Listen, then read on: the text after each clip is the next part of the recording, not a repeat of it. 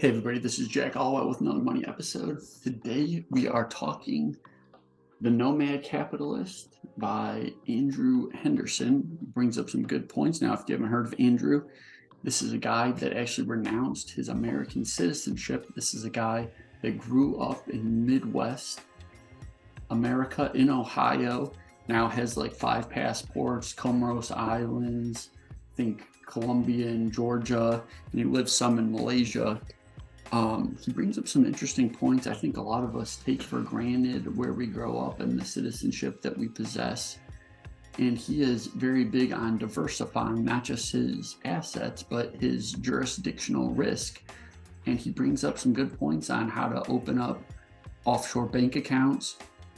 So he talks about putting money in different countries' bank accounts, putting gold and storing things in different vaults around the world.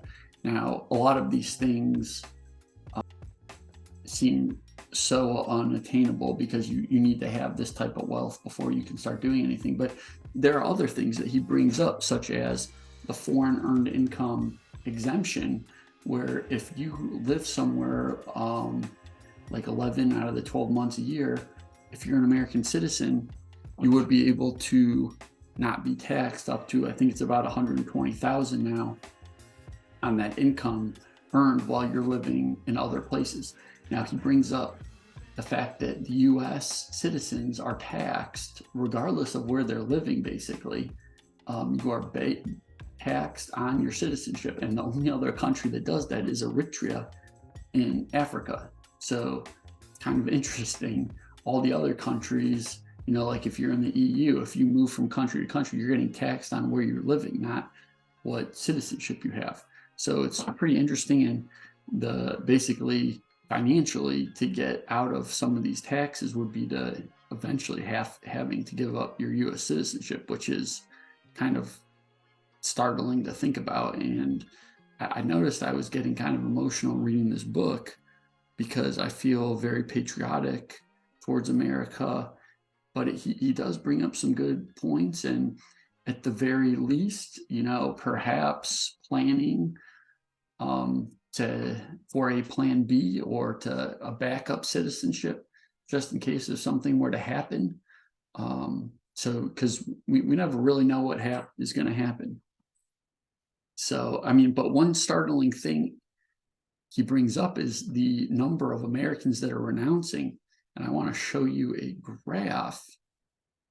Now, he had this number of renouncers in the book, and I kind of looked up and tried to guesstimate some of the populations over time.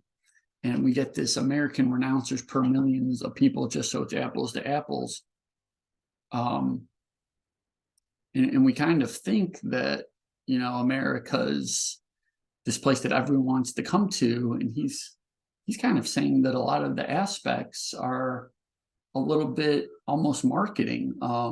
It's kind of just momentum from prior reputations, and there's some facets of his life and he's got the motto throughout the book, go where you're treated best. So he might bank a little bit in Singapore, bank some in Georgia. I didn't even know, but a lot of more international banks, you can hold different currencies and they give you a pretty good exchange rate. So that was pretty interesting to think about. He brought up different vaults around the world. But you can clearly see on here that the number of Americans renouncing per million people is going up, and has for the last decade. So will this trend continue? We had this slight downtrend, or this downtick here. Don't know if it has to do with election years. We got 12, 16, there was a pop, and then another pop in 20. So it's kind of hard to say what. I would love to be able to ask some of these people why they were doing it. He does bring up a lot of times it's one of two reasons. It's either some sort of political, maybe you were against the Vietnam War, or you're against all these wars, or it's financial. You're trying to avoid the taxes and you would prefer to set up companies offshore and bank and live and visit in other countries, so you don't really have to report to the IRS. So all interesting ideas. We're going to be discussing this more on the Brothers on Books podcast, and we should have some guests from the Nomad Capitalist there to ask some questions. Things that I'll take away right now. I think I'm relatively diversified, and my wife being Austrian, we have some money in German and Austrian banks, and those are in euros too. So we're a little bit diversified in terms of our currency risk and where we're banking, but I'm definitely gonna look into some other things. I mean, he talks like these frontier markets, these places that really could be on the rise, like Cambodia. He brings up Montenegro. He kind of goes over demographics, and if you have a very young population, there's going to be a lot of workers, and those would be good places if you were young or starting a business, that you maybe could get favorable treatment if you were to move your business into those jurisdictions.